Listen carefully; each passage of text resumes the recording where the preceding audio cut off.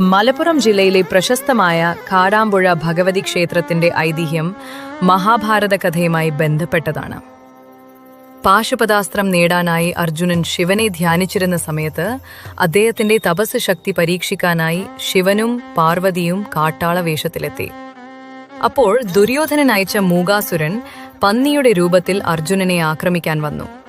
ശിവനും അർജുനനും ഒരേ സമയം പന്നിയെ അമ്പെയ്തു.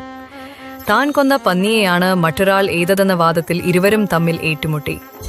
അർജുനൻ ശിവനെതിരെ അമ്പുകൾ തൊടുത്തുവിട്ടപ്പോൾ പാർവതി ദേവി തന്റെ ശക്തിയാൽ ആ അമ്പുകളെല്ലാം പൂക്കളാക്കി മാറ്റി. പൂക്കൾ തന്റെ ദേഹത്ത് വീഴുന്നത് കണ്ടപ്പോൾ കാട്ടാളവേഷത്തിൽ നിൽക്കുന്നത് പരമശിവനും പാർവതിയുമാണെന്ന് അർജുനന് മനസ്സിലായി.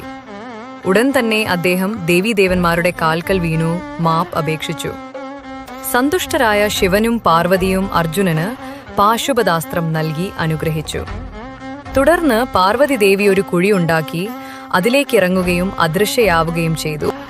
പിന്നീട് ശങ്കരാചാര്യർ ഇവിടെ എത്തി ദേവിയുടെ സാന്നിധ്യം തിരിച്ചറിയുകയും ആ കുഴിയെ ആരാധനാ കേന്ദ്രമാക്കി ക്ഷേത്രം പണിയുകയും ചെയ്തു. അതുകൊണ്ടാണ് ഈ ക്ഷേത്രത്തിൽ വിഗ്രഹമില്ലാതെ ഒരു കുഴിയെ ആരാധിക്കുന്നത്. അർജുനൻ അമ്പുകൾ പൂക്കളായി വർഷിച്ചതിന്റെ ഓർമ്മയ്ക്കായിട്ടാണ് ഇവിടുത്തെ പ്രധാന വഴിപാടുകളായ പൂമൂടലും മുട്ടറുക്കലും നടത്തുന്നത്.